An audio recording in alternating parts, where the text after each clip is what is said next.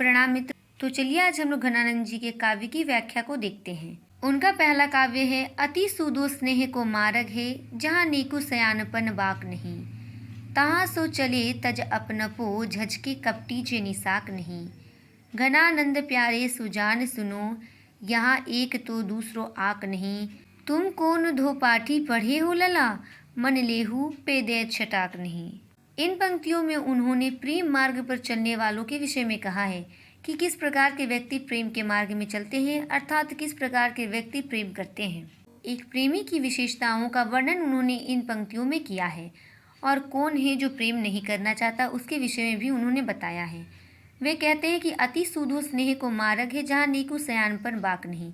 अर्थात प्रेम का जो मार्ग है वह अत्यंत सरल और सीधा है। यहाँ पर चालाकी या सयानापन जरा सा भी नहीं होता, क्योंकि प्रेम के मार्ग में केवल हृदय का काम होता है, इसमें दिमाग का कोई स्थान नहीं। इसलिए जो लोग सरल, सहज और हृदय से प्रेम करते हैं वही इस मार्ग में जाते हैं।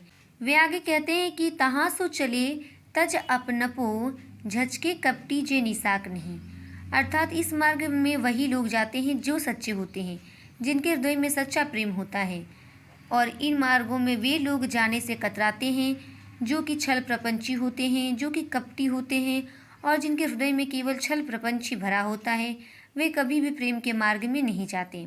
उसके आगे वे कहते हैं कि घनानंद प्यारे सुजान सुनो, यहाँ एक तो दूसरो आक नहीं। वे कहते हैं कि हे प्यारे सुजान सुनो, हमारा जैसे हृदय एक होता है उसी प्रकार हमें एक से ही प्रेम हो सकता है। हमारे हृदय में एक के होते हुए किसी अन्य के विषय में नहीं सोचा जा सकता। अर्थात प्रेम मार्ग में हमें अपने प्रियतम पर पूरा विश्वास करना होता है, साथ ही साथ अपना सर्वस्व प्रेम उसी पर लुटाना चाहिए, किसी अन्य पर नहीं। क्योंकि जिस प्रकार हमारा हृदय एक ही है उसी प्रकार हम एक ही इंसान से प्रेम कर सकते हैं। हमारे हृदय में केवल एक ही कोई बस सकता है। इस प्रेम मार्ग में एक के अलावा किसी अन्य की कोई जगह नहीं होती है। हमें अपने प्रियतम के प्रति निष्ठावान होना चाहिए। इसके पश्चात वे कहते हैं कि तुम कौन धो पाठी पढ़े हो लला, मन लेहू पे देह छटाक नहीं। अर्थात वे कहते हैं कि हे सुजान प्यारी, तुमने कौन सी पढ़ाई पढ़ी है जो तुमने मेरा मन ले लिया, मेरा हृदय ले लिया, मेरा प्रेम ले लिया। अर्थात मैंने अपना सर्वस्व तुम पर लुटा दिया, परंतु तुमने मेरे लिए छटाक मात्र भी कुछ नहीं किया। अर्थात ना ही तुमने मुझे अपना हृदय दिया, ना मन दिया, ना किसी प्रकार का स्नेह दिया, परंतु मैंने तो अपना सर्वस्व ही तुझ पर लुटा दिया। अर्थात इन पंक्तियों में प्रेम की महत्ता को दर्शाया गया है कि किस प्रकार के लोग प्रेम के मार्ग में चलते हैं और प्रेम में किस प्रकार के कार्य करने चाहिए। इस पद में श्लेष, रूपक, वृत्यानुप्रास अलंकारों का प्रयोग किया गया है। इसकी भाषा शुद्ध ब्रज भाषा है।